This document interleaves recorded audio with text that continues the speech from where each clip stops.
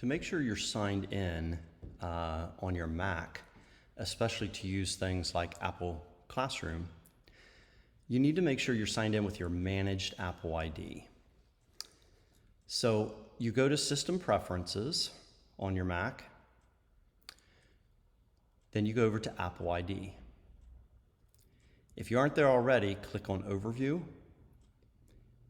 and you can see right here, this is my professional Apple ID, and you know that because after the @ symbol, it's missing the word, okay?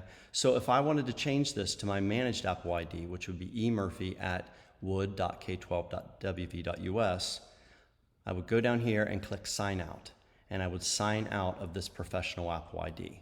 Then I would sign back in using my managed Apple ID. So once you've done that, your iCloud on your computer will be signed in with your managed Apple ID, which will actually give you a lot of extra storage space using that. But what it does do also is it signs you into the App Store with that same ID. So once you've signed in here and you're done with that, you'll need to open up your App Store. This you'll have to sign back into with your professional Apple ID so that you can download apps.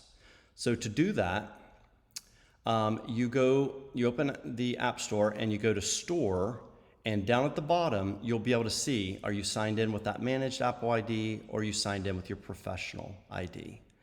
If you're signed in with your professional ID, you will not see the wood here. So you're good to go if it didn't change it. But if it did change this to wood after the @ you just go down here, sign out, and sign back in with your professional Apple ID.